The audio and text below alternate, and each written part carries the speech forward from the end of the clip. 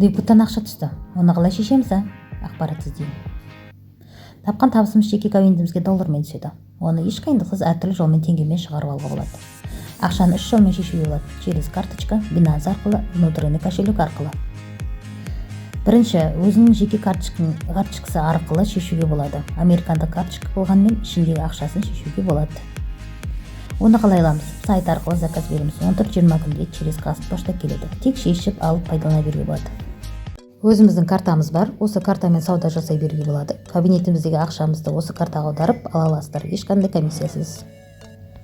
Откуда карта? Американская карта, да? Американская карта, да. Здесь вроде в Казахстане, да, оплачиваете, да? Оплачиваю, да. Ага.